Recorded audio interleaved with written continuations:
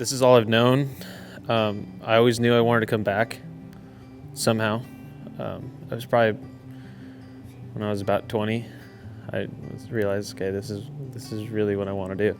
This is where I'm going to point my life, like towards agriculture. I want to farm, and I was farming with my dad, but it's tough for all of us to be out here. We're not huge. We can't sustain all of us. And so I had to look elsewhere. So now I'm at Simplot as a trainee agronomist, and I'm still doing this on the side. Like after work, I'm still out here doing stuff, talking with the workers, going over plans. So I'm still very involved out here, but now my main portion of my day is with Simplot, which is great. I'm enjoying it a lot. That gives me time, and then when he's ready, I can still come back, and I think I can do both. That's the nice thing about the family farm. It's not. There's a lot of time and effort that needs to be put out here, but like we're small enough that I can do both, which is nice. Have a kind of a double income deal, which is I think where it's going to go with small farms. It's going to be a side, like a extra income on the side. That's one great thing I like about working at Simplot is I could see other practices and bring it home and try it out here. Whereas when you're just farming your own stuff, you're there every day.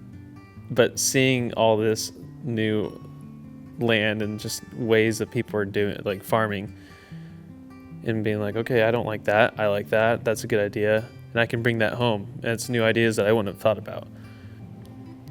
Honestly, listen to the older generation. We're probably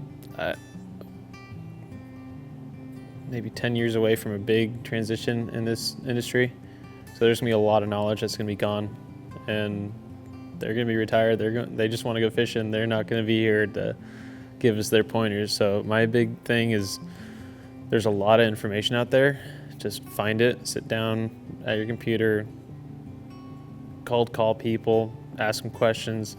I do it. And at first I was young, and I would call people or just ask people just tips and stuff, and I would just call them and stutter, and the whole I still stutter, but now it's gotten easier. I can just call someone and, hey, I got a question on this. And farmers are usually pretty open to talking about stuff. Because, think about it. We're out here by ourselves all day. The trees don't talk back to us. So you got to talk to somebody. So when someone calls you and you ask for some advice, they're going to give it to you. Be aware of the industry. It's always changing. It's not always, it's usually not changing that much, but it's going to get a big change coming up. I think it's going to have a huge change coming up with our generation coming up. There aren't that many of us. So be aware. People are going to have to start hiring younger people. They want to. So the jobs are there. You just have to look for them. I do like growing cherries.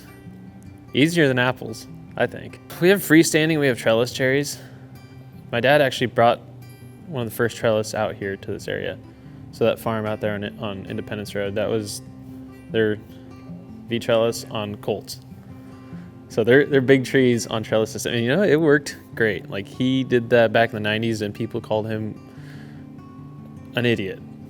He did pretty well from that.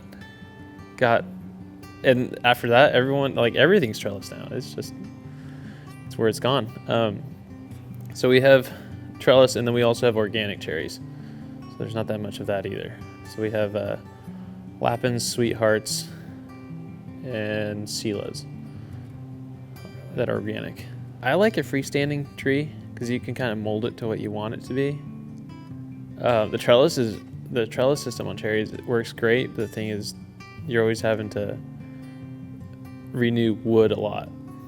So it can be a hassle on that part, on the pruning side and the trellis upkeep side. So I actually like it. I love farming that orchard, but I think just on cherries, just a traditional standing tree for myself. And a lot of people still do it because it works. Like it's efficient. For apples, trellis all the way. Like, it's just way better, I think.